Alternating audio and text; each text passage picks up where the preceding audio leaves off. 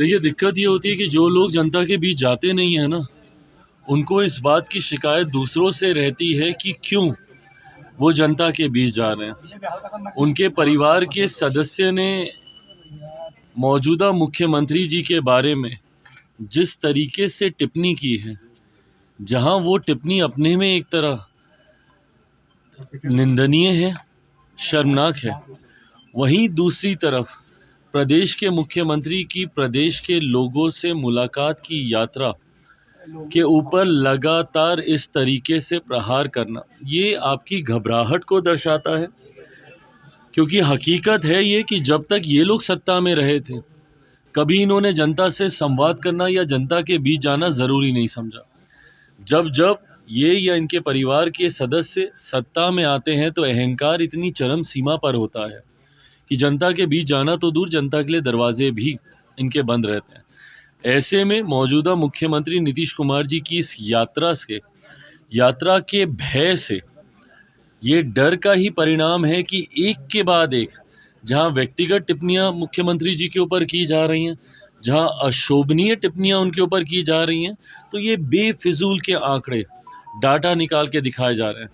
क्या इससे पहले जब इनके परिवार के सदस्य इस पद पर थे और वो लोग जब किसी कार्यक्रम में जाते थे तो क्या उस पर खर्चा नहीं आता था? ये एक व्यवस्था का हिस्सा है, पर इसको इस तरीके से प्रदर्शित करना, इसको इस तरीके से दिखाना आपकी घबराहट को दर्शाता है। आगामी विधानसभा में उपचुनाव ने दर्शा ही दिया। जिस तरीके से 4 सीटों पर उपचुनाव हुए थे और एनडीए का 100% स्ट्राइक रेट रहा था इस उपचुनाव में, और उसमें तो कई सीटें ऐसी हैं जिसको ये लोग अपनी जागीर मानते थे। बेलागंज जैसी सीटें ये लोग सोचते थे कि हम लोग कभी इस सीट को हार ही नहीं सकते। जब ऐसी सीटें ये लोग हारे हैं तो इस बात की घबराहट इनके मन में इतनी ज़्यादा है क्योंकि परिणाम इनको अब दिखाई दे रहे हैं।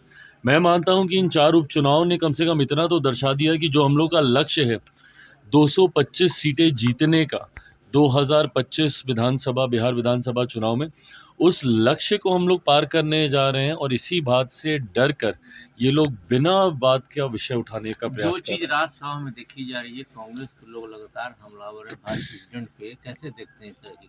कल भी बहस हो गई है खड़गे जी में। और देखिए, मैं मानता हूं कि इस तरीके से चेयर के ऊपर टिप्पणी करना कतई उचित नहीं है।